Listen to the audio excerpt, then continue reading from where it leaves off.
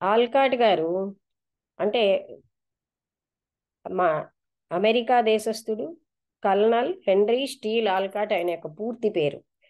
Allcott గారు madam బ్లవెట్స్కి కలిపి దివ్యజ్ఞాన సమాజాన్ని అంటే బాహ్యంగా స్థాపించిన వాళ్ళు. ఆంతరంగికంగా పరమ గురువుల చేతే స్థాపించబడింది. ఎందుకంటే పరమ గురువులు ఒకసారి ఆల్కాట్ గారిని బ్లవెట్స్కీని కూడా అడుగుతారు, దివ్యజ్ఞాన సమాజ స్థాపనలో మాకు సహాయం చేస్తారా అంటే దాన్ని బట్టి అర్థం ఏంటంటే మహాత్ముల సంకల్పంతో. అయితే ఈ మహాత్ములు ఎవరు? వీళ్ళు పరమ గురువులు అంటారు, యాడెప్ట్స్ అంటారు, సిద్ధమండల యోగులు అంటారు, శ్వేత సోదర బృందం అంటారు, హైరార్కీ అంటారు. ఇలాగ వీళ్ళకి ఎన్నో పేర్లతో పిలుస్తారు. వీళ్ళు ఏంటంటే పూర్తిగా ఈ పరిణామాన్ని చెంది ఇంకా వాళ్ళు జన్మెత్తకలు లేకుండా ఉన్న మోక్ష స్థితిని పొంది నిర్వాణ స్థితికి వెళ్లకుండా మానవాళి యొక్క ఆక్రోశాలకి స్పందించి తిరిగి మానవ జన్మని ఇచ్ఛాపూర్వకంగా తీసుకుంటారు. ఎందుకంటే మానవాళిని దుఃఖాలలోంచి బయటకి తీయడానికి ఒక హెల్పింగ్ హ్యాండ్ ఇస్తూ వాళ్ళకి వాళ్ళ యొక్క శ్రేయస్సు కోసం వీళ్ళు జన్మెత్తుతారు. అందుకని అలాంటి వాళ్ళని మహాత్ములు అంటారు. అలాంటి మహాత్ముల సంకల్పంతో స్థాపించబడిన సంస్థ దివ్యజ్ఞాన సమాజం.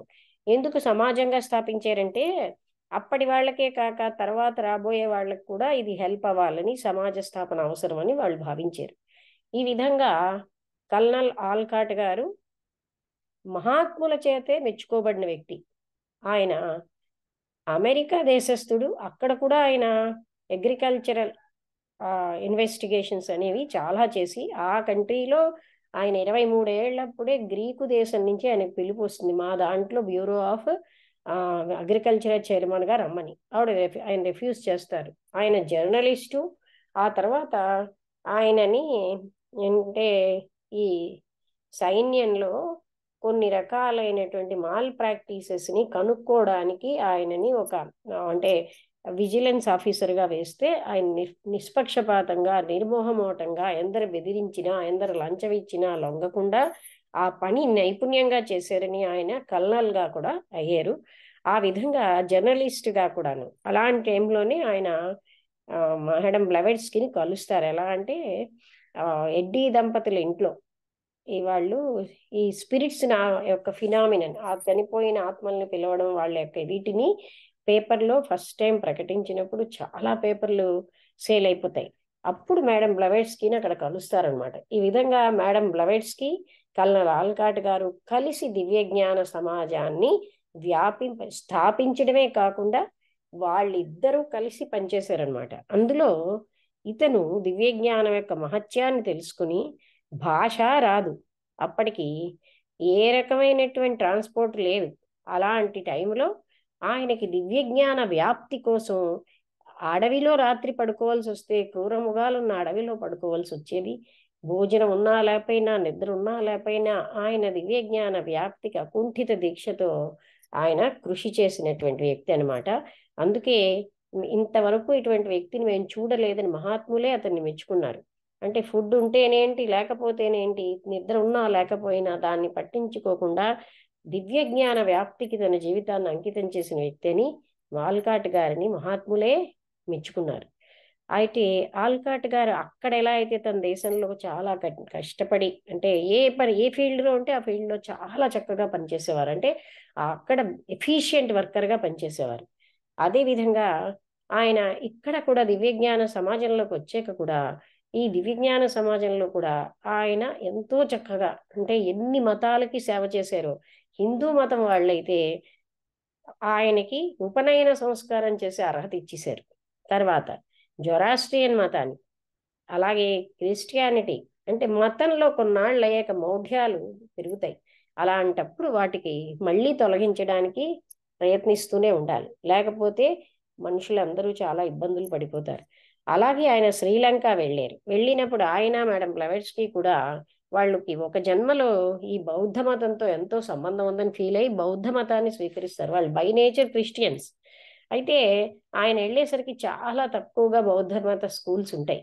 అయితే అప్పట్లో ఏంటంటే బౌద్ధ మతం స్కూల్స్ తక్కువ, క్రిస్టియానిటీ స్కూల్స్ ఎక్కువ ఉన్నాయి. అప్పుడు ఆయన ఆ బౌద్ధ మతం స్కూల్స్లోనేమో బాప్టిజం స్వీకరించాలని ఉండేది. తర్వాత వాళ్ళు బౌద్ధ మత ప్రేయర్ చేయకుండా క్రిస్టియన్ మత ప్రేయర్ చేసేవారు.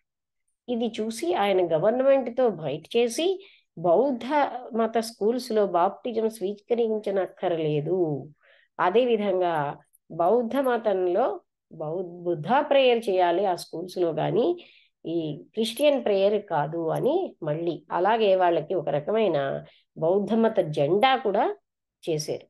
ఈ విధంగా కొన్ని స్కూల్సే ఉంటే ఎన్నో స్కూల్స్ స్థాపించారు కానీ అవి ఫండ్ రావాలి కదా, అందుకని ఎక్కడెక్కడ ఆయన ఉపన్యాసాలు ఇస్తే వచ్చిన డబ్బంతటిని ఆ స్కూల్స్కి మరలించేసేవారు. ఈ విధంగా తన స్వ అన్నది లేకుండా సేవ చేసినటువంటి వ్యక్తులు అనమాట. అందుకే వాళ్ళకి 3 అర్హతలు ఉన్నాయన్నారు. ఏంటివి?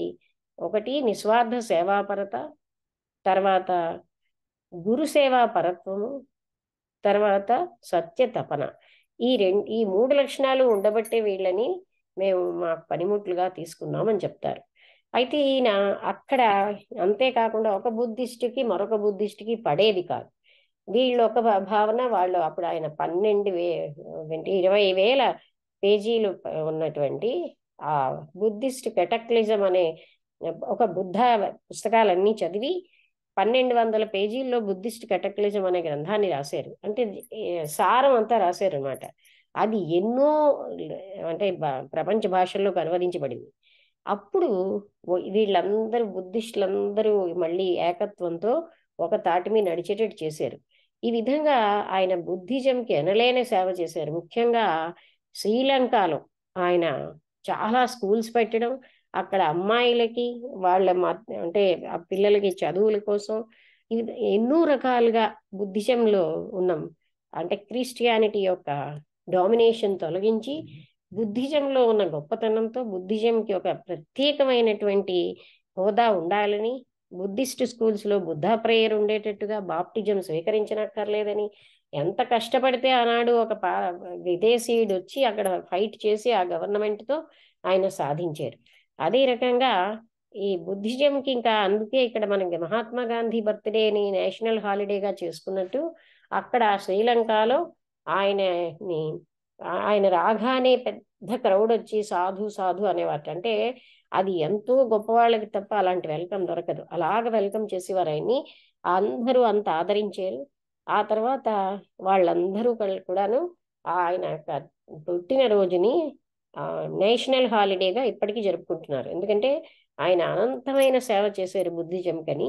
ఆ విధంగా శ్రీలంకలో ఆయన వాళ్ళు అంటే ఎంతో ఆదరంతో ఆయన ఇంత సేవ చేశారని బుద్ధిస్టులందరూ కూడా ఆయన్ని చాలా ఆదరంతో చూడడమే కాక ఆయన లైబ్రరీ స్థాపించినప్పుడు అడయార్లో ఎన్నో మతానికి సంబంధించిన గురువులు ఒకే స్టేజ్ మీద ప్రార్థించడం, అదే విధంగా ఆయన చనిపోయినప్పుడు కూడా అన్ని రకాల మత గురువులు ఒకే స్టేజ్ మీద, హిందూ వేద పండితులు, జొరాస్ట్రియన్ మత గురువులు, క్రిస్టియన్ ఫాదర్స్, బుద్ధిస్ట్ మాంక్స్, అన్ని రకాల వాళ్ళు ప్రార్థనలు చేస్తారనమాట. అని విసెంట్ అంటారు ఇలాంటి దృశ్యం చాలా అరుదు, ఇన్ని మతాల వాళ్ళు ఒక దగ్గర ఉండడం అని.